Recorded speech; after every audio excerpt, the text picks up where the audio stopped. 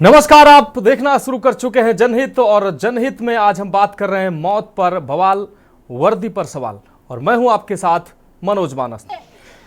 एक तरफ उत्तर प्रदेश पुलिस को मित्र पुलिस का नाम दिया जाता है और पुलिसिया तंत्र में तमाम सुधारों का दावा किया जाता है, लेकिन धरातल पर पुलिस की स्थिति क्या है, वो लगातार आती घटनाएं गवाही दे रही हैं।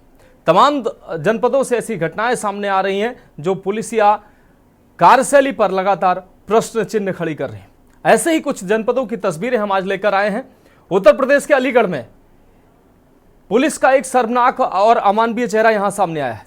यहां एक महिला को पहले घसीटा गया, फिर उसके साथ मारपीट की गई। पुलिस की इस बर्बरता से आहत निर्दोष महिला ने घर के पास एक पेड़ से लटक कर अपनी जान दे दी। इस घटना के बाद गुस्साए ग्रामीणों ने आक्रोश प्रकट करते हुए जमकर हंगामा किया। ग्रामीणों के विरोध को देखते हुए पुलिस अधीक्षक और पुलिस फोर्स मौके पर पहुंची और ग्रामीणों को समझाने का प्रयास किया गया, जिसके बाद दादो थाने के प्रभारी को लाइन हाजिर कर दिया गया। बताया जा रहा है कि दादो ने महिला के भाई राकेश को पकड़ने के लिए, दादो पुलिस ने महिला के भाई को पकड़ने के लिए उसके घर पर दबिश मारी थी, लेकिन जब महिला का भाई राकेश घर पर नहीं मिला तो पुलिस महिला को ही थाने उठा लाई। पुलिस ने सरेआम महिला के साथ मारपीट की, उसे घसीटा गया, उसके साथ दुर्व्यवहार किया गया। बताया जा रहा है कि पुलिस ने राकेश की बहन लक्ष्मी देवी के थाने जाने पर मना करने पर उसे घसीट कर गाड़ी में बैठाया गया। थाने में उसके साथ गाली गलौज की गई, मारपीट की गई और उस मारपीट से क्षुब्ध होकर उसने अगले दिन एक पेड़ से लटक कर आत्महत्या कर ली। वहीं दूसरा मामला बाराबंकी से सामने आया है, जहां पुलिस प्रताड़ना से तंग आकर लगभग 45 वर्षीय व्यक्ति ने फांसी लगाकर आत्महत्या कर ली है। परिजनों का आरोप है कि दिवाकर के घर से लगभग 40 लाख के जेवर चोरी हुए थे, जिनको परिवार के ही एक सदस्य ने चोरी कर किसी को दे दिया था। इसकी शिकायत जब पुलिस से की गई तो शिकायत के बाद पुलिस ने धरपकड़ शुरू की और जेवर बरामद कर लिया, लेकिन जेवर दिवाकर के परिवार को पुलिस ने सुपुर्द नहीं किया, बल्कि खुद हड़प लिया। यह आरोप परिजनों ने लगाया है। वहीं जब पीड़ित परिवार ने इसकी लिखित शिकायत इस 40 से 45 लाख रुपए के जेवर के हड़पने की जब शिकायत उच्चाधिकारियों से परिवार ने की और आईजीआरएस के माध्यम से शिकायत की, तो इससे नाराज होकर बाराबंकी के राम सनही घाट कोतवाली पुलिस द्वारा उल्टा ही पीड़ित पूरे परिवार पर एनडीपीएस का मुकदमा दर्ज कर दिया गया और असली जो आरोपी थे उन्हीं को पार्टी बना दिया गया। परिजनों का आरोप है कि फर्जी मुकदमा दर्ज कर पुलिस लगातार परिवार पर दबिश दे रही थी। बाराबंकी पुलिस अधीक्षक दिनेश कुमार सिंह ने इस मामले पर कार्रवाई करते हुए रामसनही घाट कोतवाली प्रभारी को लाइन हाजिर कर दिया और हथौंदा चौकी प्रभारी व एक सिपाही को भी निलंबित किया। अन्य पुलिस कर्मचारियों को भी लाइन हाजिर किया गया। इसके बाद भी पुलिस की जो प्रताड़ना थी उसके बावजूद भी नहीं रुकी। उस परिवार पर लगातार दबाव डाला गया, दबिश दी गई, जिसके चलते प्रताड़ित होकर कोटवा निवासी दिवाकर मिश्रा ने घर के सामने बंद पड़े मकान में फांसी लगा ली। फांसी लगाकर आत्महत्या कर ली। घटना की सूचना पर पहुंची पुलिस ने शव का पंचनामा भरकर पोस्टमार्टम के लिए भेज दिया। पोस्टमार्टम आपको बता दें, पुलिस अधिकारी भी वहां पर पहुंचे। 3 थानों की पुलिस मौके पर पहुंची। वहीं आजमगढ़ से भी एक ऐसी तस्वीर सामने आई है जहां एक दलित युवक की थाने में मौत हो गई। उसके बाद परिजनों ने हंगामा किया है।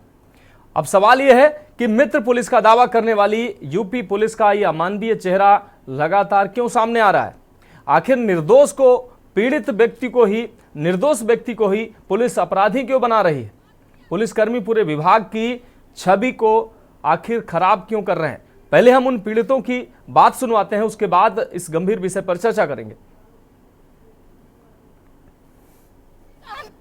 हमें इंसाफ थाने पर चाहिए। लेडीज पुलिस मारती है, पकड़ के ले जाती है, लेकिन ऐसा नहीं करती है जैसा इन्होंने किया है। जो लेडीज ने आदमी मार के ड्रामे भर रखा है, उसका क्या हो गया? उसे किसी ने मारा, उसका किसी ने कुछ किया। अब भी प्रेग्नेंट है, अब भी उससे जवाब लिए जा रहे हैं। ऐसा नहीं हो सकता है। हम थाने पर चलो, मेरी थोड़ी मजबूरी सुन लो सब लोग, सब चलो। गाँव वाले क्यों नहीं सुन रहे? सरदार की क्या मजबूरी है? क्या मजबूरी दरोगा की है? क्या यासों की है? चलो आप थाने चलो, आप थाने चलो। नहीं चलते तो मैं अकेली ले जा रही हूँ।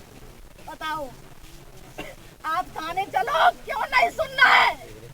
क्या मैं पागल हो जाऊं? सिर पटक दो? आप पे फिर क्या हुआ उसके बाद? फिर बाकी साहब वहाँ थाने में उन्होंने इतनी बुरी तरह से उसकी पिटाई करी कि जहाँ आके उसने आत्महत्या कर ली। अब आप लोग क्या मतलब न्याय की मांग कर रहे हैं? न्याय की जाएगा हमारे साहब इसे बुरी तरह से बेइज्जती करी है उसकी, जितना न्याय मिल सके उतना न्याय मिलना चाहिए। अभी पुलिस आई दादो थाने की आपके यहाँ? हाँ जी। नहीं, दादो थाने की पुलिस आई? नहीं है। अब जो भी पुलिस क्षेत्रीय पुलिस मौजूद है उनका क्या कहना है? उनका तो कहना चाहिए कि शांति करो और उसके देखते हैं आगे केस वेस डालेंगे, क्या करेंगे। एक तो ये जाने साहब। क्या आप लोग पोस्टमार्टम की मांग कर रहे हैं? नहीं, हम नहीं कर रहे।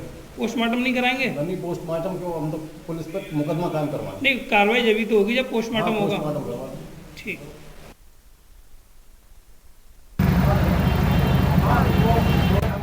इन घटनाओं से आप समझ सकते हैं कि पुलिस की कार्यशैली कैसी है, पुलिस का जो अमानवीय चेहरा किस प्रकार से सामने आया है।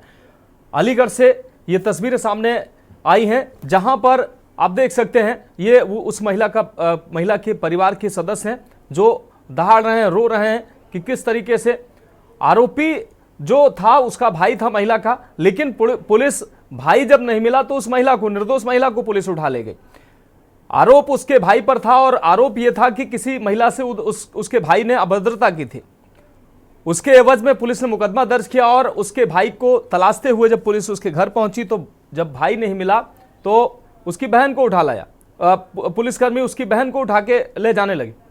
जिस तरीके से बहन ने जब जाने से मना कर दिया तो उसको घसीटते हुए गाड़ी में भरा और उसके बाद थाने ले गए, वहां पर उसके साथ मारपीट की।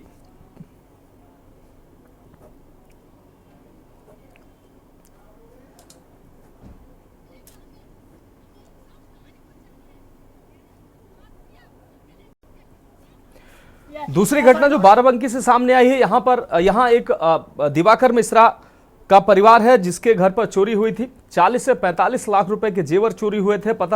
जानकारी ये सामने आई कि परिवार का ही एक व्यक्ति जिसने चोरी की थी, किसी मित्र या किसी को वो सारे जेवर दे दिए थे। पुलिस को जब ये जानकारी दी गई, शिकायत दर्ज कराई गई तो पुलिस ने दबिश दी और उन आरोपियों ने पुलिस को वो जेवर उठाकर दे दिए। वो जेवर से भरा पूरा बैग दे दिया। वहीं पुलिस ने वो जेवर उठाकर जब जब्त किया तो पुलिस ने ना तो सरकारी विभाग में वो जेवर दिखाए और ना ही उस परिवार को वो जेवर लौटाए, बल्कि खुद हड़प लिया। ये आरोप परिवार लगा रहा है। दूसरी तरफ उसी परिवार पर एनडीपीएस एक्ट के तहत मुकदमा दर्ज कर लिया और लगातार उस परिवार पर पुलिस दबिश बना रही थी, गिरफ्तारी की दबिश डाल रही थी। जब पीड़ित परिवार ने शिकायत उच्च अधिकारियों से की, आईजीआरएस के माध्यम से मुख्यमंत्री को शिकायत की, तो पुलिस कर्मी और जो राम सनही घाट कोतवाली के जो पुलिसकर्मी थे क्षुब्ध हो गए और उस पर लगातार दबिश देने लगे, धमकाने लगे। इससे प्रताड़ित होकर इस व्यक्ति ने, दिवाकर मिश्रा नाम के व्यक्ति ने खुदकुशी कर ली। तो ऐसे अमानवीय जो चेहरे पुलिस के सामने आ रहे हैं, न सिर्फ ये विभाग पर, पूरे विभाग की छवि खराब कर रहे हैं, बल्कि जो पुलिस की कार्यशैली है उस पर भी प्रश्न चिन्ह खड़े करते हैं। और इस विषय पर चर्चा के लिए हमारे साथ कई खास मेहमान जुड़ चुके हैं और हमारे संवाददाता भी कुछ जिलों से हमारे साथ जुड़ चुके हैं। राहुल त्रिपाठी संवाददाता बाराबंकी से हमारे साथ जुड़ चुके हैं। अनिल मीणा संवाददाता अलीगढ़ से हमारे साथ जुड़ चुके हैं। साथ ही श्याम सलोने वशिष्ठ जी भारतीय जनता पार्टी से हमारे साथ जुड़ चुके हैं। ममता शर्मा जी सपा से हमारे साथ जुड़ चुके हैं। आप सभी मेहमानों का चर्चा में स्वागत है। सबसे पहले अनिल मीणा आपके पास आएंगे। अनिल मीणा, जिस तरीके से अलीगढ़ की घटना सामने आई, एक व्यक्ति जो आरोपी था, किसी मामले में आरोपी था, किसी महिला से उसने अभद्रता की थी, वो व्यक्ति, उसके खिलाफ पुलिस ने मामला दर्ज किया। पुलिस उसके घर पर गई। जब वो व्यक्ति घर पर नहीं मिला तो उसकी बहन को पुलिस चलने के लिए बोलती है। जब बहन कहती है कि भाई घर पे नहीं है तो पुलिस ने कहा आप चलिए, और जब उसने चलने से मना किया तो पुलिस घसीटते हुए उसको गाड़ी में ले गई जैसे कि वही आरोपी हो, और उसको थाने में ले जाकर उसके साथ अभद्रता की गई, उसके साथ मारपीट की गई और इससे वो महिला इतनी क्षुब्ध हो गई कि उसने आत्महत्या कर ली। क्या है ये पूरा मामला? आपको बता दूं, जनपद अलीगढ़ के दादो थाना क्षेत्र का मामला है। अगर बात की जाए तो पुलिस का अमानवीय चेहरा सामने आया है। दादो थाना क्षेत्र के एक लहरा गांव पड़ता है, जहां लहरा गांव का छोटे नाम का एक युवक था, जो एक नगला गांव पड़ता है, जहां जीवाराम के जो परिवार की जो महिलाओं के साथ मारपीट और अभद्रता करके उनको मारपीट करने के साथ, अगर बताया जा रहा है कि जिस तरह से जो छोटे नाम का जो व्यक्ति था वो एक महिला को अपनी मोटर बाइक पे बैठा और रास्ते में मारपीट करके उसे छोड़ गया था। उसी को लेकर पुलिस ने एक मुकदमा पंजीकृत किया। ये 29 मार्च की घटना। 29 मार्च की घटना के बाद जब पुलिस को लगातार उसकी तलाश थी तो पुलिस ने जो दादर थाना पुलिस है वो अगर बात की जाए तो पाली मुकीमपुर थाना क्षेत्र के हिन्नौट भोजपुर गांव में पहुंची है। और हिन्नौट भोजपुर गांव में जो आरोपी जो छोटे था उसकी बहन की अगर बात की जाए 46 वर्षीय बहन थी तो उसकी लक्ष्मी वो अपने खेत पर जो इस समय गेहूं की फसलें का कटान चल रहा है, गेहूं की फसलें काट रही थी और अपने बच्चों के साथ में, तो वहां पुलिस पहुंचती है और कई पुलिसकर्मी उसके साथ पहुंचते हैं। जब पुलिस उसे वहां लाने के लिए कहती है तो वो कहती है कि मुझे तो इस चीज का कोई अता पता भी नहीं है, तो पुलिस उसके साथ मारपीट करती है। लेकिन जब पुलिस उसके वहां भी आने से मना कर देती है, पुलिस देखिए सबसे बड़ा अमानवीय चेहरा और बर्बरता का जो पुलिस ने एक अपना चेहरा दिखाया है मनोज, वो गेहूं के खेत में उस महिला के साथ मारपीट करती है और घसीटते हुए लाती है और लाने के साथ साथ जब महिला वहां बेहोश हो जाती है तो बेहोश महिला को गाड़ी में बिठा के लाया जाता है और लाने के बाद में उसको पानी पिला के फिर से उसके साथ मारपीट की जाती है। और इतना ही नहीं, जो वहाँ के जो उसके जो ससुराल जनों ने ये भी आरोप लगाया है कि जो पुलिस है, पुलिस के गुप्तांगों में भी साथ में छेड़छाड़ करती है और वहाँ भी मारपीट। तो जिस तरह से जो अगर बात की जाए, जिस तरह से दादर थाना पुलिस ने जिस तरह से अपने मानवता का चेहरा का जो परिचय दिया है, उत्तर प्रदेश के मुख्यमंत्री योगी आदित्यनाथ महिलाओं की सुरक्षा को लेकर बड़े बड़े दावे कर रहे हैं, तो आखिरकार जब उन्हीं की पुलिस महिलाओं जो व्यवहार करेगी एक बताइए उस महिला का क्या कसूर था? भाई दोषी था, भाई को पकड़ना चाहिए था पुलिस। जब भाई हाथ नहीं आया तो उस महिला को ससुराल में जाके 46 वर्षीय जो महिला है उसको पकड़ती है। हालांकि अगर बात की जाए जो अगर हिन्नौट भोजपुर के जो प्रधान है वहाँ दादर थाने पहुंचते हैं, हालांकि थाना पहुंचते हैं तो रात्रि में करीब 10 बजे उस महिला को लेकर आते हैं तो उनकी सपुर्द में, तो महिला को जब सपुर्दी में लाया जाता तो जो थाना प्रभारी योगेंद्र सिंह उस प्रधान से ये कहते हैं कि कल को इसको बयान के लिए लाना है। और बयानों के साथ साथ लाने के जो महिला डरी हुई थी अपने वो घर में आती है और घर में आने के बाद में अगर बताया जाता है तो सुनसान जगह पर पहुंचकर मात्र घर से 50 मीटर की दूरी पर एक पेड़ पर लटककर अपनी जीवन लीला को समाप्त करती है। तो आखिरकार पुलिस के डर से जिस तरह से जो पुलिस की जो अमानवीयता का चेहरा पुलिस ने बर्बरता जिस तरह से महिला के साथ की है वो कहीं ना कहीं बहुत ही निंदनीय कार्य पुलिस के द्वारा निश्चित रूप से कहीं ना कहीं क्यों बिल्कुल निंदनीय काम है। और जिस तरीके से ये अमानवीय चेहरा पुलिस का सामने आया है और इससे न सिर्फ पुलिस की कार्यशैली बल्कि पुलिस विभाग के जो अच्छे पुलिसकर्मी हैं उनकी भी छवि ऐसे जो पुलिसकर्मी हैं वो धूमिल कर रहे हैं। राहुल आपके पास आते हैं। राहुल, बाराबंकी से ऐसी ही घटना सामने आई है जहां एक 45 वर्षीय व्यक्ति पुलिस की प्रताड़ना से प्रताड़ित होकर उसने खुदकुशी कर ली। खुद के घर में चोरी हुई, चोरी की शिकायत पुलिस से की, पुलिस ने माल बरामद किया और खुद ही हड़प लिया राहुल। और उसके बाद जब उस व्यक्ति ने उसकी शिकायत उच्चाधिकारियों से की तो उसी परिवार पर एनडीपीएस एक्ट में मुकदमा दर्ज कर दिया गया। अब उससे क्षुब्ध होकर उस व्यक्ति ने आत्महत्या कर ली है। क्या है पूरा मामला?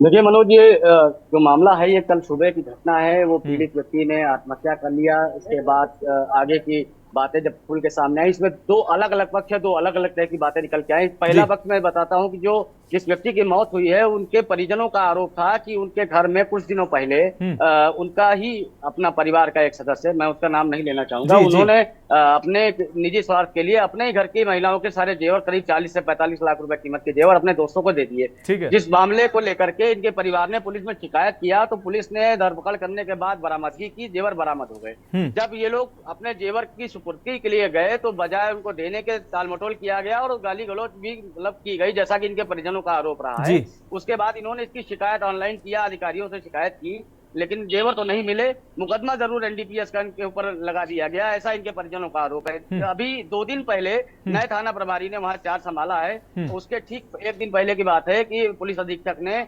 संबंधित चौकी जो है हथौदा चौकी क्षेत्र, जो कि बाराबंकी में काफी प्रसिद्ध है, उस एरिया में सबसे ज्यादा इस तरह के एनडीपीएस के मामले उसी एरिया में सबसे ज्यादा हो रहे हैं पिछले कुछ समय से। तो हथौदा के सब इंस्पेक्टर और एक सिपाही को निलंबित कर दिया गया। 6 अन्य सिपाही कोतवाली क्षेत्र के जिनको लाइन हाजिर किया गया और वहां के इंस्पेक्टर को लाइन हाजिर कर दिया गया। इस पूरे मामले के बाद जो पुलिस पक्ष की तरफ से जो जानकारी है वो ये है कि इनके ऊपर 2 मुकदमे लगे थे एनडीपीएस के, जिसमें वांछित थे फरार चल रहे थे।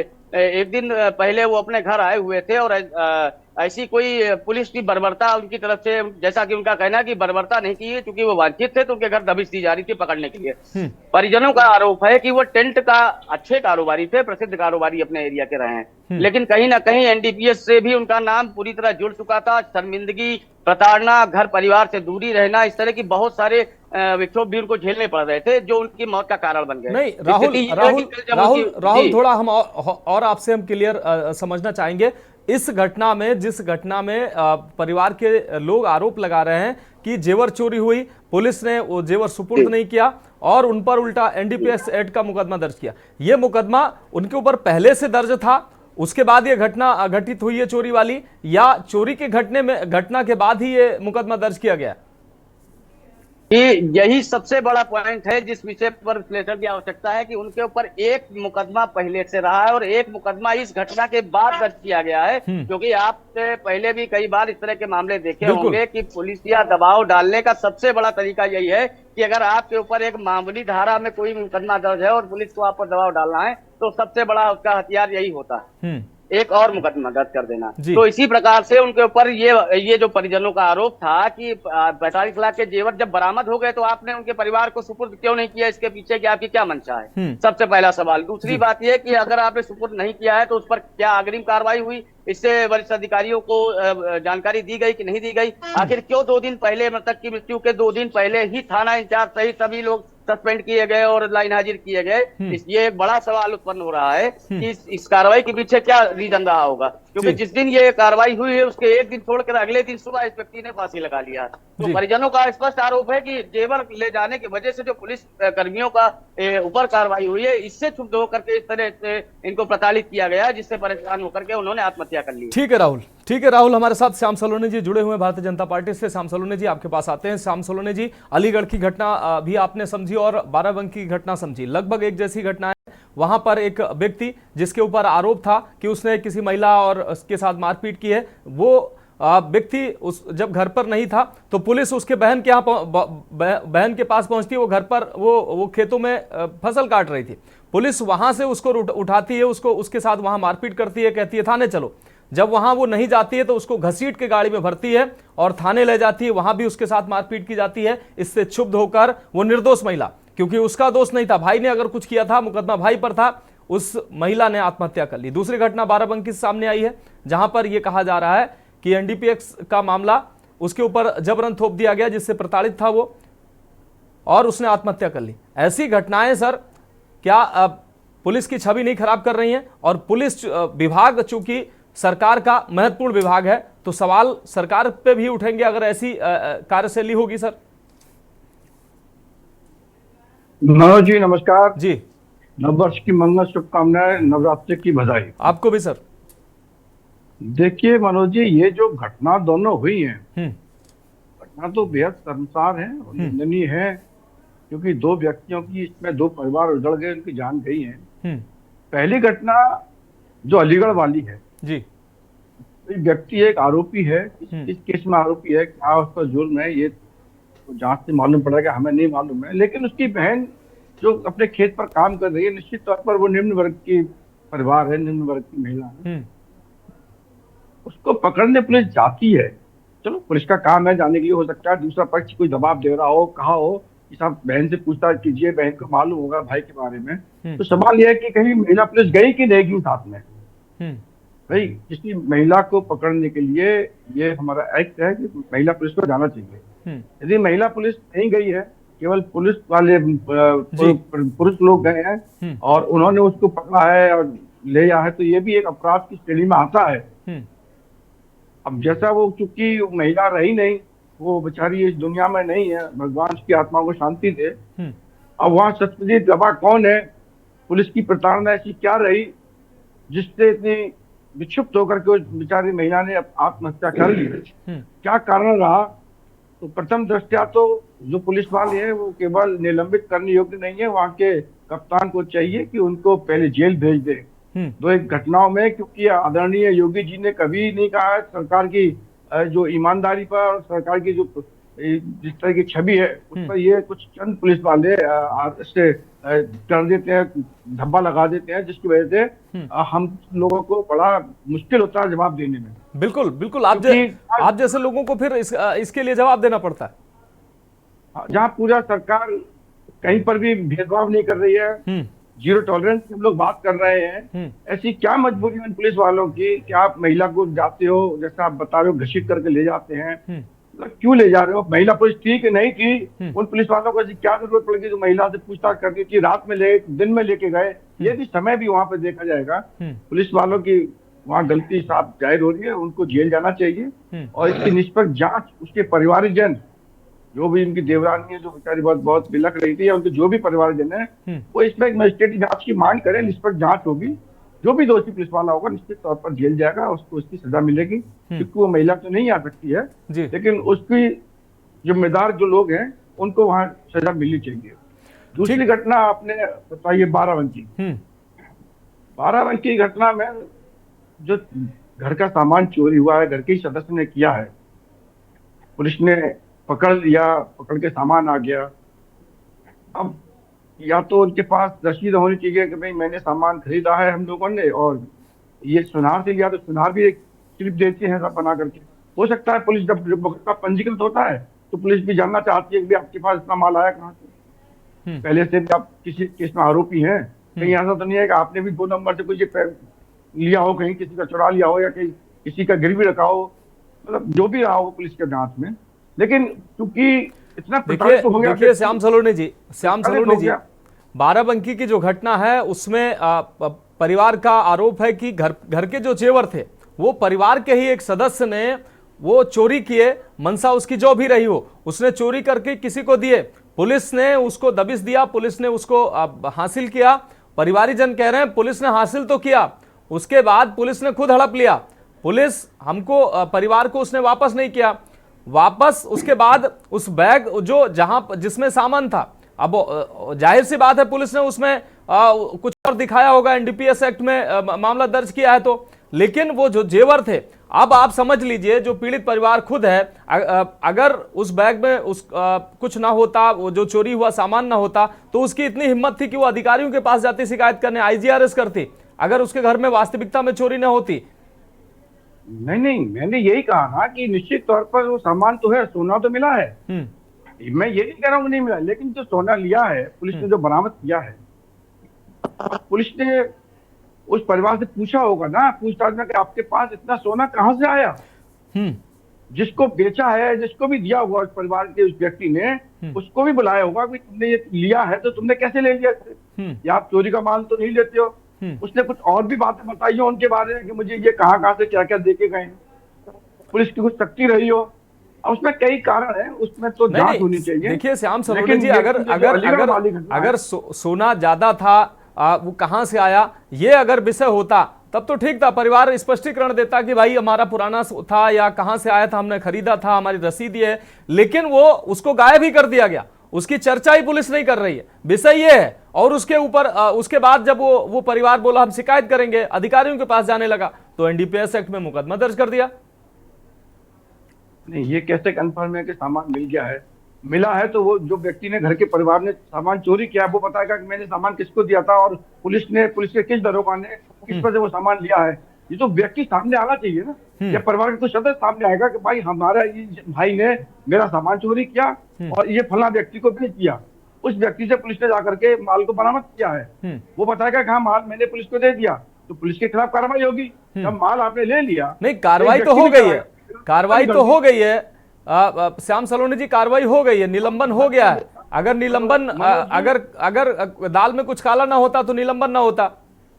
नहीं मनोज जी, हम भारतीय जनता पार्टी के कार्यकर्ता, भारतीय जनता पार्टी के लोग इसको कार्रवाई नहीं मान रहे हैं।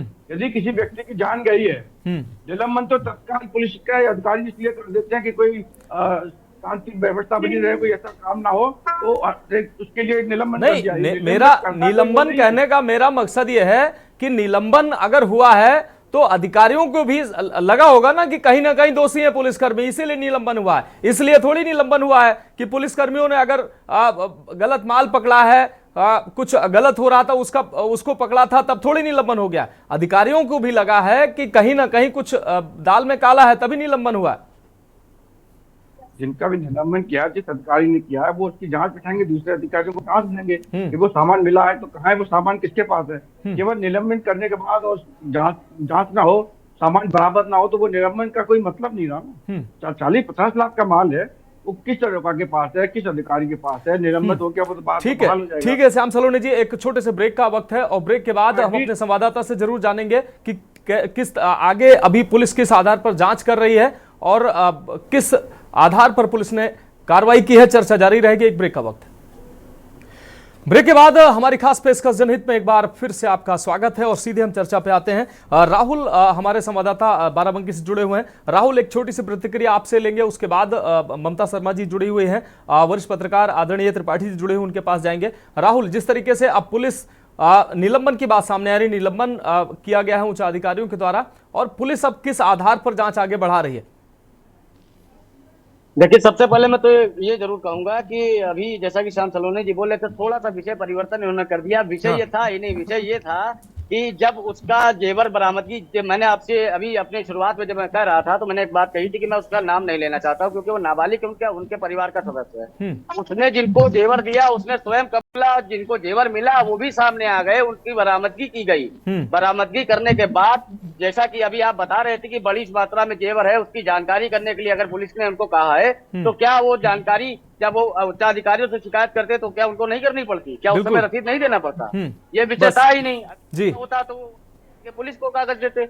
बिल्कुल, मेरा तो ये था कि वो जेवर मिलने के बाद कहाँ चले गए। ठीक है, ठीक है। मेरा यही सवाल था कि जिस व्यक्ति ने जेवर दिए, जिस नाबालिग ने जेवर दिए, उसने बताया मैंने फला व्यक्ति को दिया, फला व्यक्ति आया, उसने कहा कि पुलिस ने हमसे रिकवरी कर ली है, पुलिस ने हमसे माल ले लिया है। उसके बावजूद भी पुलिस की थ्योरी ही अलग है। पुलिस एनडीपीएस के मामले में मुकदमा दर्ज कर रही है। हो सकता है पहले से कोई मुकदमा दर्ज हो, लेकिन इसका अर्थ ये थोड़ी है कि आगे कहीं भी कुछ होगा उसी परिवार पर मुकदमे थोप दिए जाएंगे। ममता जी, आपके पास आते हैं। ममता जी, अलीगढ़ बाराबंकी की 2 घटनाएं हमने आपको दिखाई हैं, आपने समझा भी होगा किस तरीके से पुलिस का अमानवीय चेहरा सामने आया है। अलीगढ़ की घटना में एक महिला जिसके साथ मारपीट की जाती है, निर्दोष महिला थी, उसके भाई पर आरोप था, उसको बुलाया गया, घसीटा गया, थाने में पूछताछ की गई और उसने क्षुब्ध होकर आत्महत्या कर ली, उसका कोई दोष नहीं था।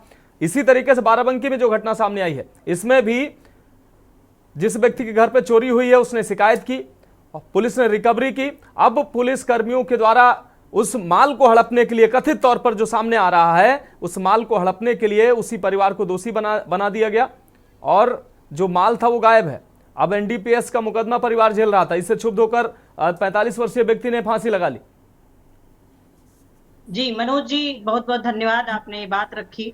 श्याम सलोनी जी से मैं कोट करते हुए एक बात कहना चाहती हूँ, इधर उधर की बात ना कर, ये बता कि काफिला किसने लूटा। तो ये एक बात है मनोज जी, हम यही बात कहना चाहते हैं। भाई सलोनी जी के अब बात कहने भर का कुछ बचा नहीं है, क्योंकि सरकार करप्ट है, पुलिस प्रशासन, लॉ एंड ऑर्डर सब कुछ भ्रष्ट हो चुका है। बस इनका एक सिद्धांत रह गया है, फूट डालो, राज करो, बचा खुचा हो तो लूट लो। जिस तरीके से महिलाओं के साथ अभद्र व्यवहार होता है, उनके साथ प्रताड़ित करता है, पुलिस प्रशासन साथ नहीं होता है। और बाराबंकी का जो मैटर आ रहा है, जेवर बरामद हो चुके हैं, उनकी पुश्तैनी जेवर हो सकती है, जिसकी चिट्ठी उनके पास जरूरी नहीं कि पर्ची वहां पे होनी चाहिए, पुश्तैनी जेवर है उनकी, और इसके बावजूद जेवर गायब है। और जब दूसरे लोगों को पता होता है तो लीपापोती करके उनको सस्पेंड करने का काम करते हैं। मतलब यहाँ हल नहीं हो रहा है सस्पेंड होने का। आपका प्रशासन, भाजपा सरकार का जो प्रशासन है वो भ्रष्ट हो चुका है पूरी तरीके से। आजमगढ़ में जिस तरीके से हत्या हो रही है, उस बच्चे को इतना मारा उन्होंने, दलित बच्चे को मारते मारते वो वहीं पे खत्म हो गया बच्चा, मतलब उसकी जान चली गई। ऐसे सीतापुर में अभी कांड हुए हैं, 2 पत्रकार मारे गए हैं, अभी 2 बंद हुए हैं, अभी एक बंद भी गए। ये भाजपा सरकार में मनोज जी, इनकी भाजपा सरकार में पुलिस प्रशासन से लेके हर एक व्यक्ति उदंड हो चुका है, भ्रष्ट हो चुका है। और जहां से जो जिस तरीके से पा रहा है ना, लूट घसूट मचा के और पूरी तरीके से खत्म कर दे रहा है। मतलब यहाँ पे जिस तरीके से आप बाराबंकी की जो घटना है और साथ में जो उस तरह की महिला को खेत में उन्होंने, अगर भाई ने कोई किसी भी तरीके कुछ भी काम किया है, दंडनीय अपराध है या कोई कृत्य कर दिया है, आप बहन से वसूलेंगे? वो भी महिला पुलिस नहीं थी, इसके बावजूद आप खेत में वो काम कर रही थी, बच्ची उसको घसीटते हुए लेके, हम लोगों ने वीडियो भी देखा है, और फिर उसके साथ फिर बदतमीजी होती है। ये लॉ एंड ऑर्डर है आपकी भाजपा सरकार का? आप क्या साबित करना चाहते हैं? हर बात में अगर आप हर तरीके से सम्मान पाने योग्य होता है तो छाती चौड़ी करके पीट के चिल्लाते हैं कि मैंने किया, तो आप ये भी तो दुरुस्त कराइए कि लॉ एंड ऑर्डर जिस तरीके से है बिल्कुल ऐसी जमीन पे उतर के काम कर रहा है, जो काम मतलब होना चाहिए ना, जो गांव के लोग दलाल लोग करते हैं वो पुलिस करने लगी है। जी ठीक है ममता जी। त्रिपाठी जी हमारे साथ जुड़े हुए हैं। जी मनोज जी। त्रिपाठी जी हम आपके पास आते हैं। सुनील त्रिपाठी जी, जिस तरीके से अलीगढ़ और बाराबंकी की ये दो घटनाएं सामने आई, हमारे संवाददाता ने आप पूरी घटना का बारीकी से विश्लेषण किया, ग्राउंड जीरो पर गए और उन्होंने जानकारी भी दी। हमारे जो पैनलिस्ट जुड़े हुए हैं उनको जानकारी भी दी है, और जिसमें साफ तौर पर यह सामने आ रहा है कि किस तरीके से एक महिला के साथ अमानवीय व्यवहार किया गया, जिससे क्षुब्ध होकर उस महिला ने आत्महत्या कर ली। दूसरी घटना बाराबंकी के सामने आई, जिसमें पीड़ित व्यक्ति, उसी के ऊपर मुकदमा दर्ज कर दिया गया, जिससे क्षुब्ध होकर उसने आत्महत्या कर ली। तो पुलिस मित्र पुलिस कही जाती है, ये अमानवीय चेहरा पुलिस का क्यों सामने आ रहा है? और इससे एक दो पुलिसकर्मी या कुछ पुलिसकर्मी इस तरीके का व्यवहार करते हैं, पूरे विभाग पर ऐसे प्रश्न चिन्ह खड़े होते हैं। तमाम पुलिसकर्मी ऐसे हैं जिनके हम हर दिन देखते हैं, बहुत मानवीय उनके चेहरा देखने को मिलते हैं, उनकी मदद की तस्वीरें तमाम, लेकिन ऐसे पुलिसकर्मी कहीं ना कहीं उनके किए धरे पर भी पूरा पानी फेर देते हैं, पूरे विभाग पर सवालिया निशान खड़े करते हैं, और कहीं ना कहीं उनकी कार्यशैली की वजह से सरकार पर भी लोग सवाल उठाने लगते हैं। मानस जी, मैं आपको और आपके के न्यूज चैनल को जी धन्यवाद देना चाह रहा हूं कि ऐसे ऐसे मुद्दे आप लेके आते हैं। जी, मैं तारीफ तो नहीं कर सकता हूं, लेकिन मैं कई चैनलों बैठता हूं। शुक्रिया सर। लेकिन जिस तरह जन समस्याओं को लेके आप आते हैं, मैं आपको नमन करता हूं, धन्यवाद देता हूं। मानस जी, पुलिस का अमानवीय चेहरा हमने बहुत पहले भी देखा है, और उसी अमानवीय चेहरे के कारण मानवाधिकार आयोग और माननीय सर्वोच्च न्यायालय ने कुछ गाइडलाइन जारी की थी। मैं अपने दौर की अगर बात करूं तो मैंने ऐसे भी पुलिस वालों को देखा है कि जानवरों की तरह लोग भर के लाए गाड़ियों में और चिल्ला रहे हैं सीतापुर में कि मेरा इनकाउंटर हो जाएगा, और उनका इनकाउंटर कर दिया गया। जी, इसी अमानवीय चेहरे को नियंत्रित करने के लिए माननीय सर्वोच्च न्यायालय ने और मानवाधिकार आयोग ने चाबुक कसने के लिए कुछ नियम बनाए पुलिस को, और ये जो इस तरह कृत्य करते हैं, ये खाकी के ऊपर दाग लगाने वाले पुलिसकर्मी हैं, इनको जेल भेजने के अलावा कोई रास्ता नहीं। Suspension is not punishment. जी, आप लाइन हाजिर कर दिए, सस्पेंड कर दिए, इससे नहीं होता है। ये एक नजीर बनाइए, कम से कम ऐसे मामलों में जो पुलिसकर्मी दोषी पाया जाए उसको जेल जाना चाहिए, और आम आदमी की तरह उसे अपराधी मान करके उसके खिलाफ मुकदमा दर्ज होना चाहिए। लेकिन मैं इधर देख रहा हूं मानस जी कि पता नहीं कुछ पुलिसकर्मियों को क्या हवा लग गई है, या सरकार को बदनाम करने में लग गए हैं।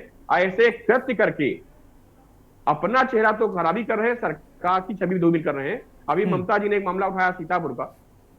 सीतापुर में 2 पत्रकारों की नृशंस हत्या हुई, कई पत्रकारों को जेल में डाल दिया गया, और आदरणीय हमारे मिश्रा जी वहां पुलिस कप्तान है, पता नहीं किस अप्रोच के बल पर सीतापुर जिले में बैठे हुए हैं। योगी जी ध्यान नहीं दे रहे हैं। सीतापुर में बहुत दिन बाद भारतीय जनता पार्टी जीत के आए, समाजवादी पार्टी गढ़ रहा, मैं दावे सब कह रहा हूं, और ऐसे पुलिस अधीक्षक को आप तैनात रखेंगे मानस जी तो 27 चुनाव में छीके आ जाएंगे भारतीय जनता पार्टी को। पूरे सीतापुर में हाहाकार मचा हुआ, सरेआम पत्रकार मारे जा रहे हैं, जो पत्रकार रिपोर्टिंग करते हैं उनको जेल भेजा जा रहा है। इस तरह का कृत्य अगर आप जिस जिले में करेंगे जहां समाजवादी पार्टी गढ़ था, बड़ी मुश्किल में भाजपा के लोग वहां पहुंच पाए हैं, उनको हराने के लिए ऐसे पुलिस अधीक्षक को वहां पोस्ट कर दिया गया है। अगर श्याम सलोनी जी, मैं निवेदन साथ करना चाह रहा हूं, आप पुलिस अधीक्षक को वहां नहीं हटाते हैं, 27 चुनाव में दावे साथ कर रहा हूं, देखिए क्या हाल होता है। ये एक जिले का मामला नहीं है, ऐसे कई जिलों का हाल है। कुछ पुलिसकर्मी खाकी पर दाग लगाने के लिए अड़ गए हैं बिल्कुल मानस जी, और कुछ ऐसे पुलिसकर्मी जो आप कह रहे हो कि देवता तुल्य है, देव तुल्य है, अगर थाने में पहुंच जाइए तो लगता नहीं कि हम पुलिस साथ बैठे हैं या अपने मित्र भाई साथ बैठे हैं। लेकिन चंद पुलिस वाले पैसों के लालच में पूरे पुलिस विभाग की छवि को धूमिल कर रहे हैं। ये सरकार की जिम्मेदारी है, ऐसे पुलिस कर्मियों को चिन्हित किया जाए जो अपराधी प्रवृत्ति के हैं। और ये मानस जी बहुत बड़ी घटना है कि आप एक केस ये पुलिस नहीं, मैं तो क्राइम रिपोर्टिंग 35-40 साल की हूं, मैं देखता हूँ एक केस अगर थाने में लग गया आपके ऊपर, कोई अपराधी नहीं मिलता तो पुलिस ढूंढती है, रजिस्टर नंबर 10-8 निकालो, देखो उसमें किनका नाम दर्ज है, कौन टॉप 10, कौन टॉप 5, कौन किस तरह के चोर है, माफिया है, उनको उठा बंद कर दो। मैं बड़ा निवेदन साहब कर रहा हूँ, जेलों में बंद व्यक्तियों की अगर जांच कराती मानवाधिकार आयोग तो 20% ऐसे ही लोग जो एनडीपीएस बेचारे बाराबंकी का चर्चा कर रहे हैं, 20% जेलों में निर्दोष लोग बंद किए जा रहे हैं। आज से नहीं मानस जी, ये हर सरकार में देखा हूं कि पुलिस कहीं न कहीं सरकार की छवि को धूमि करने में आगे रहती है। इनकी संपत्तियों की जांच होनी चाहिए। श्री राम अरुण जी पूर्व डीजीपी थे, उन्होंने एक आदेश जारी किया था कि पुलिस वालों की जांच कराई जाए कि 50,000 वेतन पाने वालों के पास में 5-5 लाख के मकान कहां से आए। पूरे विभाग में हड़कंप मच गया था, लेकिन जैसे ही वो हटे मामला दब गया। तो अब योगी जी को स्वयं ध्यान देना चाहिए, क्योंकि भारतीय जनता पार्टी के कार्यकर्ता गांव गरीब तक सब हैं और उनके साथ ऐसा मानवीय व्यवहार होगा तो 27 चुनाव भारतीय जनता पार्टी ने चुनौती बन जाएगा और ऐसे निश्चित रूप से जो कार्य कर रहे हैं उनको जेल भेजना चाहिए, कोई और विकल्प न होना चाहिए। ठीक है त्रिपाठी जी, हम आपके पास आएंगे। हमारे दोनों संवाददाता राहुल त्रिपाठी, अनिल मेड़ा, आपका बहुत शुक्रिया तमाम जानकारी के लिए। श्याम सलोनी जी आपके पास आते हैं। श्याम सलोनी जी, जिस प्रकार से त्रिपाठी जी ने भी कहा कि कहीं ना कहीं पुलिस विभाग में कुछ ऐसे लोग हैं जो उन्होंने बिल्कुल ठान लिया है कि सरकार की छवि को वो पलीता लगाते रहेंगे। ऐसे अधिकारियों को, ऐसे कर्मचारियों को सर चिन्हित अगर नहीं किया जाएगा, उन पर कठोर कार्रवाई नहीं की जाएगी तो एक नजीर नहीं बनेगी। और ऐसे ही पुलिस की कार्यशैली रही तो निश्चित रूप से कल लोग सरकार पर भी निशाना साधेंगे, सरकार से सवाल पूछेंगे कि भाई सरकार इनको देखती क्यों नहीं है, नजर क्यों नहीं रखती है। ऐसे अमानवीय कृत्य, एक कहा जाता है कि कानून में एक निर्दोष व्यक्ति नहीं फंसना चाहिए, उसको किसी भी हाल में कोई निर्दोष जो है उसको सजा नहीं मिलनी चाहिए। भले ही दोषी छूट जाए लेकिन निर्दोष को सजा नहीं मिलनी चाहिए। एक महिला जिसका कोई दोष नहीं, उसका भाई अगर किसी मामले में आरोपी था, उस महिला का क्या दोष था, उसको उसके साथ अमानवीय व्यवहार किया गया। ऐसे ही बाराबंकी की जिस घटना की हम बात कर रहे हैं, ऐसी घटनाएं निश्चित रूप से सवाल खड़े करती हैं। अब निलंबन की कार्रवाई श्याम सलोनी जी ये पर्याप्त नहीं है। अधिकारियों और कर्मचारियों को पता है ज्यादा से ज्यादा निलंबित होंगे, कुछ महीने बाद फिर से बहाल हो जाएंगे। तो इससे निश्चित रूप से सवाल खड़े होंगे और सवाल का जवाब श्याम सलोनी जी आपको ही देना पड़ेगा।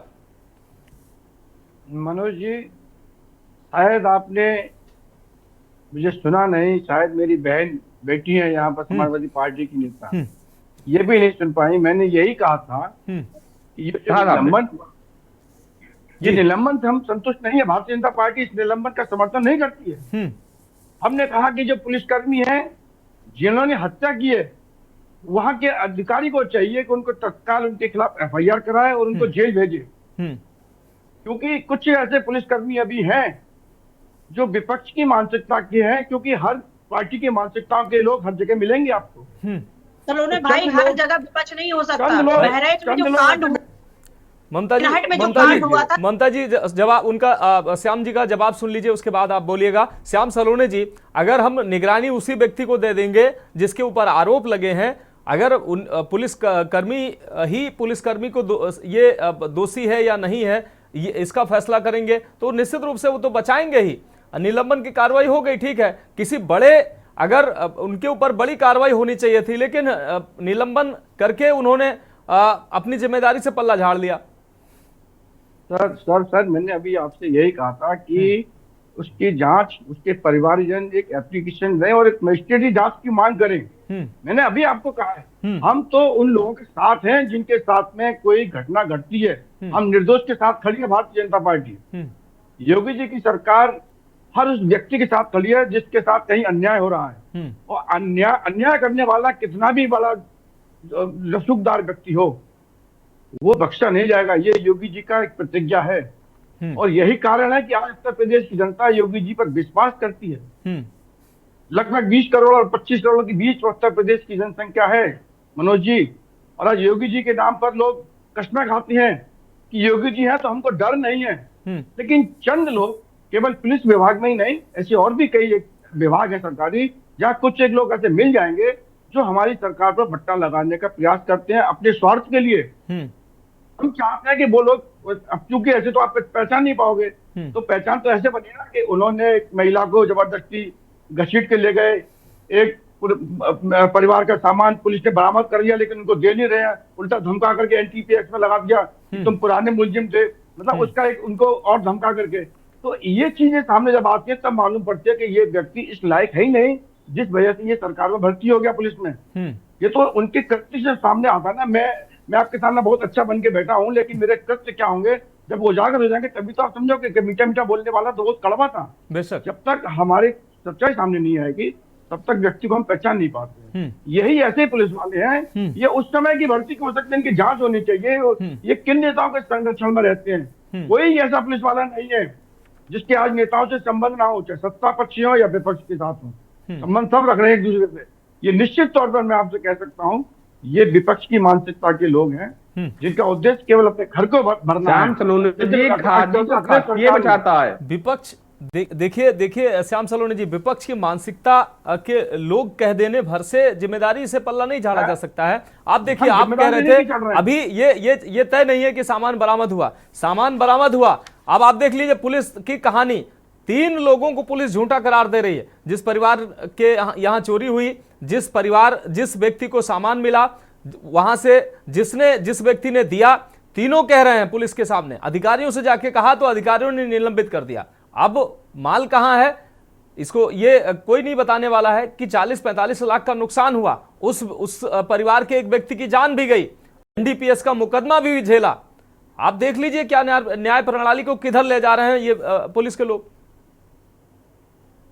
श्याम सलोनी जी, सही लोग हैं। अब इनकी जांच तो वरिष्ठ अधिकारी करेंगे ना, तो वो माल भी बरामद हो जाएगा जी। ऐसा नहीं है कि माल बरामद नहीं होगा। निश्चित तौर पर जब आपके चैनल पर ये आ गया है पूरा संज्ञान में, तो वो अधिकारी भी काम करेंगे। और ये जो मैंने विपक्ष का इसलिए मनोज जी कहा था कि विपक्ष की जो राजनीति हम लोगों ने देखी है वो केवल अपना घर भरने वाली राजनीति थी। वो जनता के हित की कार्य नहीं होते थे वहां पर। ऐसे ही कुछ लोग यहाँ पर पुलिस वाले या कोई एसडीएम के भी संज्ञान में आया है, ये भी इस मानसिकता के अपना घर भरते हैं, यानी इतना पैसा मिलने के बाद भी। देखिए निश्चित रूप से श्याम सलोनी जी एक बात मैं आपको बता दूं। श्याम सलोनी जी, आपको ऐसे विषयों को लाना, आप जैसे लोगों को, जिम्मेदार लोगों को चैनल पर बिठाना डिबेट के लिए, और विपक्ष के लोगों को बिठाना, ये हमारा मकसद नहीं होता है कि हम विपक्ष के लोगों के माध्यम से आपको घेरें, आपके ऊपर सिर्फ सवाल उठाएं। हमारा मकसद होता है कि जनता के हित के लिए आप भी काम कर रहे हैं। विपक्ष की जिम्मेदारी जनता के प्रति है, क्योंकि वो विपक्ष में है, वो भी जनता की सेवा करते हैं। तो कहीं ना कहीं हमारे प्रयास से, आपके प्रयास से, विपक्ष के प्रयास से, और जो दानिश्वर होते हैं हमारे त्रिपाठी जी जैसे, उनके विचारों से, उनके प्रयासों से समाज में, और अगर किसी संस्था या समाज या कहीं ऐसी घटनाएं हो रही हैं, उसके प्रति जो जिम्मेदार व्यक्ति है वो बेनकाब हो, उसके ऊपर कार्रवाई हो, और जो बेहतर समाज की जो धारणा है वो स्थापित हो, ये हमारा मकसद होता है। तो ये सिर्फ मकसद नहीं है कि आपको गाली देना या आप पर आरोप लगा देना। ममता जी आपके पास आते हैं। ममता जी, श्याम सलोनी जी ने स्पष्ट रूप से स्वीकार किया कि व्यक्ति जो दोषी हैं उन पर कार्रवाई होनी चाहिए, हुई है कार्रवाई, लेकिन मुझे अभी भी संदेह है कि ये कार्रवाई कहीं ना कहीं पल्ला झाड़ने के लिए हुई है। बिल्कुल मनोज जी, बिल्कुल सही बात बोल रहे हैं। जब एक जगह कांड हो जाता है, जब शासन, प्रशासन, मीडिया सब उस पर आप जब बात रखते हैं तो हर एक व्यक्ति बात रखता है, मगर प्रशासन पता नहीं किस इंतजार में रहता है कि अगली बार। और सलोनी भाई हर बात में विपक्ष को ले आते हैं। अगर जाने अनजाने में हमसे अगर गलती हुई है तो हमारी जनता आपकी भी सरकार में पीड़ित है, ये कहाँ का न्याय हो गया ये बताइए। ये कोई न्याय तो हुआ नहीं। मगर इसका ये बात हमें ध्यान में रखते हुए हमें जनता का नुकसान नहीं करना, क्योंकि जनता अगर हमसे कहीं न कहीं अगर समस्या में थी तो आपको चुन भी लिया है, किसी ने वोट दिया है चाहे नहीं दिया है। श्याम सलोनी जी सुन लीजिए। जी ममता जी, फिर आप बात रखिए, पूरी हो जाने दीजिए, फिर अपनी बात रख लीजिए। बात रखने का मौका मिला जी। यहाँ पे डिबेट में बैठने का मतलब ये नहीं है, मतलब पहले उनकी समस्याओं का समाधान होना बहुत जरूरी है। किसी भी कंडीशन में माल बरामद हो जाता है, उन्हें सस्पेंड कर दिया जाता है। आप बताइए कि ये मंशा कैसे पुलिस की हो सकती है? अगर पुलिस पे हम भरोसा नहीं कर सकते, हम किस पे भरोसा कर सकते? जज पे भरोसा नहीं कर सकते, उनके घर में आग लगती, जज साहब के घर में करोड़ों का पैसा उनके घर में मिलता है। आप बताइए हम भरोसा किस पे करेंगे? न्याय का देवता हम जज को मानते हैं, पुलिस को मानते हैं, अगर वो लोग भी हमें इंसाफ नहीं दिला सकते, हम किसके पास जाएंगे? आप बताइए। बिल्कुल, किसके पास जाएंगे? इस देखिए बेबुनियादी बातें करके सलोनी जी हम किसी भी तरीके से हम अपना हाथ नहीं झाड़ सकते। पक्ष विपक्ष हर कोई जनता के हित की बात करता है, जनता के लिए निश्चित रूप से ममता जी, कभी कभी निश्चित रूप से ममता जी, पक्ष की अपनी जिम्मेदारी है, विपक्ष की अपनी जिम्मेदारी है। हर व्यक्ति को अपनी जिम्मेदारी को निर्वहन करना चाहिए। पल्ला झाड़ लेने से अपनी जिम्मेदारियों से मुक्त नहीं हो सकता व्यक्ति। बिल्कुल यही बात कह रहे हैं। अभी पत्रकार भाइयों के साथ दिक्कत हो रही है, अब बिरादरी देखकर लोग जेल भेज रहे हैं। अरे सच बोलना कि ये रामराज में अगर सच बोलना इतना गुनाह है, वही रामराज है जहां पर एक व्यक्ति ने बोल दिया वो अपनी बीवी को त्याग दिए थे। क्या वो रामराज अगर है तो अगर हम सच में बोल देते हैं तो क्या अब हमें जेल डाल देंगे क्या? ये भी गुनाह की बात है कि नहीं है? आप बताइए। हजारों पत्रकार इस समय जेल मुकदमे बहुत सारे ऐसे अनगिनत केस में फंसे हुए हैं। क्या उनका दोष है? क्या घर भरने का काम कर रहे हैं पत्रकार? जो लोग छोटे छोटे यूट्यूबर हैं, छोटे छोटे काम कर रहे हैं, जिनको मीडिया जिनको बीजेपी सरकार खरीद नहीं पा रही है, वो लोग सच बोलने का काम कर रहे हैं, वो दिखा रहे हैं। वास्तव में समस्याएं अगर वो दिखा रहे हैं तो क्या वो आप उन्हें जेल में डाल देंगे? ममता जी बनवा दीजिए, आप सरकार आए बनाएंगे क्या? देखिए ममता जी, कोई भी तंत्र हो, कोई भी व्यवस्था हो, दोष सब में होते हैं और उस दोष को स्वीकार करना चाहिए। मैं मानता हूं कि मीडिया में बहुत सारे ऐसे लोग मिलेंगे जो वसूली करते पाए जाएंगे, जो गलत कामों में संलिप्त पाए जाएंगे, लेकिन ऐसे लोगों, यही मेरा कहना है कि ऐसे लोगों को ही चिन्हित करना है। जिम्मेदारी उन पत्रकारों की है जो अच्छे व्यक्ति हैं, जिनका उद्देश्य समाज में अच्छाई को फैलाना है, जो नकारात्मकता है उसको खत्म करना है, तो उनको चिन्हित करना होगा, उनको वहां से निकालना होगा उस व्यवस्था से। यही हमारा पुलिस तंत्र में ऐसे लोग जो बैठे हैं, जो सरकार को बदनाम कर रहे हैं, पूरी व्यवस्था को बदनाम कर रहे हैं। लाखों ऐसे पुलिसकर्मी हैं जो ईमानदारी से काम कर रहे हैं और अपनी सैलरी ले रहे हैं ईमानदारी से और सेवा भी कर रहे हैं। ऐसे लोगों की जो कार्यशैली पर ऐसे लोग पूरी तरीके से पानी फेरते नजर आते हैं। त्रिपाठी जी, हम आपके पास आते हैं। त्रिपाठी जी, जिस तरीके से ये दोनों घटनाएं सामने आई, महज ये दो घटनाएं दो जनपदों से आई, ऐसा नहीं है कि और घटनाएं नहीं है, सैकड़ों ऐसी घटनाएं हैं, लेकिन बहुत ऐसी घटनाएं सर आपने देखी है, पुलिस निर्दोष को दोषी बनाती है, अपना उल्लू सीधा करने के लिए, या तो अपना जेब भरने के लिए, या खुद को बचाने के लिए, या कहीं ना कहीं उनको बड़ा प्रॉफिट अगर हो रहा हो तो किसी को भी दोषी बना देंगे और दोषी को बचा लेंगे। ये कार्यशैली होगी तो कहीं ना कहीं जो पीड़ित व्यक्ति होगा उससे जो तंत्र है, इस व्यवस्था से उसका विश्वास उठ जाएगा। मानस जी, मुझे बड़ा कष्ट होता है कि प्रदेश सरकार द्वारा इतनी सख्ती बरती गई कि थानों में कैमरे लगवा दिए योगी जी ने। मैं दावे के साथ कह रहा हूं कि मुख्यमंत्री जी की नीयत में कहीं कोई खोट नहीं है। जिस तरह से जनता को सुरक्षा मुहैया कराने के लिए वो प्रयासरत है, मैं उन पर कोई कटाक्ष नहीं करता हूं, लेकिन अफसोस ये है कि जिनको ये नियम लागू कराना है वो हिला हवाली करते हैं।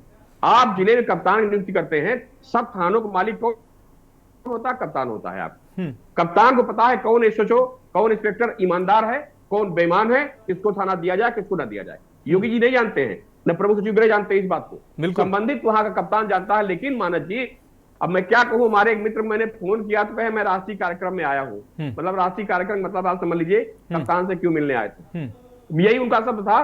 तो हमने कहा खाली आए क्या? कहने नहीं, खाली नहीं आया हूं, लेकिन राष्ट्रीय कार्यक्रम होता है, मैं नाम नहीं ले सकता हूं। जब राष्ट्रीय कार्यक्रम के नाम पे कप्तान पैसा वसूलेगा किसी जिले का, तो उससे हम न्याय की उम्मीद करें पुलिसकर्मी से कैसे कर सकते हैं? यहाँ समस्याएं बहुत है।